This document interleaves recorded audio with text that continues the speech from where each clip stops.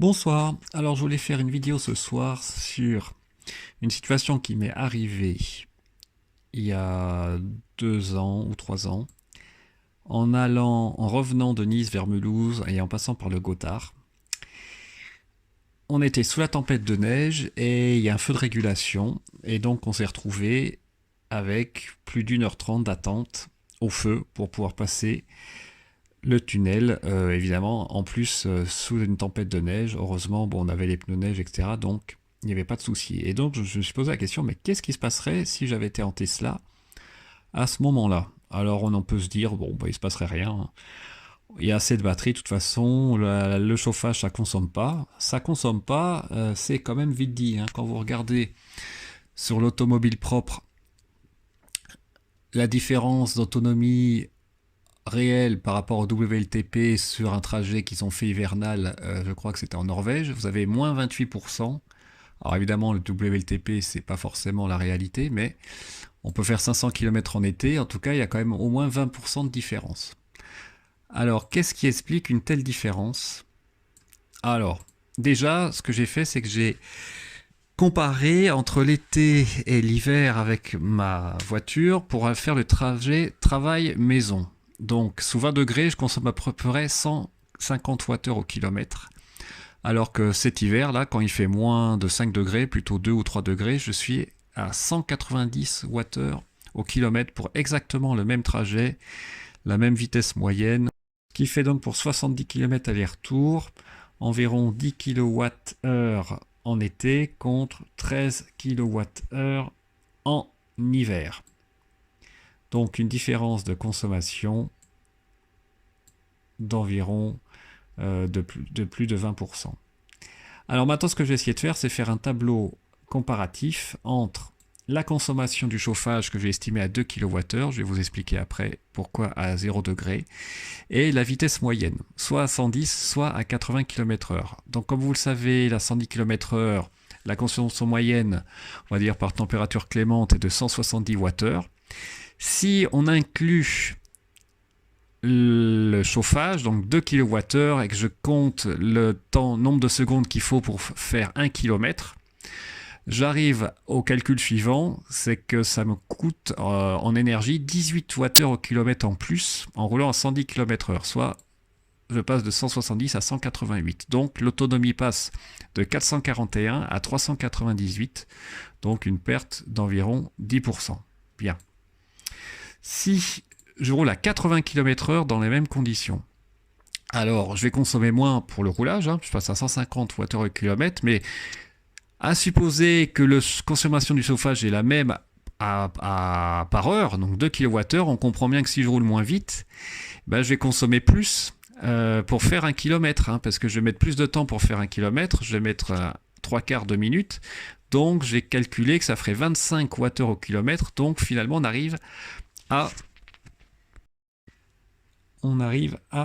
175 Wh au kilomètre, ce qui fait une autonomie de 428 km, soit moins 15% par rapport aux 500 km. Donc on voit que proportionnellement c'est plus, hein, par rapport à si on roule à 110 km/h en proportion par rapport à l'autonomie idéale. Et si on compare avec les 560 km des WLTP, on est effectivement pas loin de moins 25%, donc ce que j'ai actuellement. Et je pense qu'en Norvège, ils ont dû rouler encore moins vite, hein, en vitesse moyenne. Ça m'étonnerait qu'ils aient fait du 80 km/h de moyenne sur la neige ou la glace. Donc, si on revient à notre épisode neigeux en plein hiver bloqué sur l'autoroute, qu'est-ce que ça veut dire? Alors, j'ai mesuré ce matin dans la voiture à 3 degrés pendant 20 minutes avec le chauffage en température stabilisée, combien je consommais.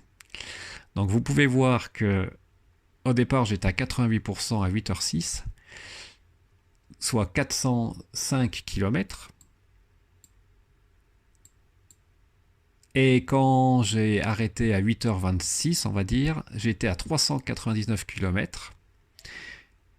Donc 6 km de moins d'autonomie et 1% de moins de batterie. Donc bon, ça reste quand même des mesures, on va dire, pas très précises, hein. Mais je pense que c'est quand même assez représentatif. Donc concrètement, ça veut dire quoi? Ça veut dire que sur mon trajet du Gothard, si j'étais à 3 degrés, on va dire, je perds 18 km en 1 heure, soit 3% par heure, environ 2 kWh. C'est ce qu'on a dit, 3% de 75 kWh, ça fait à peu près 2 kWh. Donc ma prévision est à peu près correcte. Si on a 2 heures de bouchon, on perd 6% de batterie. Si on compare à une voiture thermique qui perd environ, on va dire, 1 litre par heure, on va dire qu'on chauffe bien, etc., etc., ça fait 2 litres sur 60 fois 100, ça fait 3,3% de perte par heure. Donc on voit qu'on est quand même au-dessus d'une voiture thermique en termes de perte d'énergie, on va dire. Et concrètement, si je roule l'hiver avec ma Tesla et que je pars de Nice à Mulhouse, qu'est-ce qui se passe? Ben, vous voyez que si je vais jusqu'au Gothard, eh ben, j'arrive avec 10% de batterie. Donc si je reste bloqué 2 heures dans le bouchon, je suis pas très bien. Alors vous allez me dire, oui, mais vous allez... Avant, je peux donc charger à Dome Ouest. Mais j'arrive qu'avec 13% de batterie à Dome Ouest. Et là encore, j'ai mis comme condition 10 degrés, donc probablement que ça sera moins. Donc je peux très bien arriver avec, on va dire même 13% de batterie en partant chargé à 100%. Et si j'ai un bouchon avant le tunnel ou un problème, quel que soit le problème, je reste bloqué pendant 2 heures, ben je suis pas si bien que ça, hein. Donc ce qui veut dire que il faut pas partir comme ça en toute confiance dire qu'il peut rien m'arriver. En hiver, si vous êtes avec famille et enfants et que vous savez que le Gothard par exemple, il peut y avoir des problèmes, eh ben faut pas hésiter à anticiper, c'est ce que je disais déjà avant. Faut prévoir large, comme j'avais fait en Clio d'ailleurs, hein. Avant d'arriver au Gothard, j'avais prévu le coup, je me dis on sait jamais, je vais faire le plein, j'ai fait le plein, donc quoi qu'il arrive, même si je restais bloqué 10 heures, je savais que j'avais pas de problème de chauffage, et c'est probablement ce que j'aurais fait aussi dans ce cas-là. J'aurais peut-être chargé avant Dome Ouest pour arriver au Gothard avec une bonne réserve d'énergie pour être tout à fait tranquille. Donc, ce qui veut dire quand même que, bon, en priori, il y a 95% de chances pour ce qu'il ne se passe rien quand vous êtes dans un bouchon, mais dans des conditions extrêmes avec une famille, la neige, etc., vous prévoyez pas très bien votre coup, eh ben, vous êtes obligé peut-être de faire des compromis au terme de chauffage si vous n'avez plus que 10% de batterie puis que vous restez coincé. Bon, la chance que ça arrive est quand même très faible, mais je voulais quand même faire la démonstration que 2 kWh de consommation de chauffage en temps hivernal, je pense que c'est assez représentatif. C'est pas négligeable quand même. Donc, il faut en tenir compte si on prévoit vraiment de arriver à des superchargeurs à 10% ou moins de 10%. Faire quand même attention en hiver, on ne sait jamais. Pour ça que moi je prévois toujours 20% pour arriver au superchargeur. Je perds un peu de temps probablement au final pour arriver à destination, mais je garde cette tranquillité, à la fois si la prévision est un peu fausse, et puis surtout s'il y a un bouchon ou quoi que ce soit qui arrive sur l'autoroute. Voilà, bah écoutez, j'espère que cette vidéo vous a plu, je vous souhaite une très bonne soirée et vous dis à bientôt.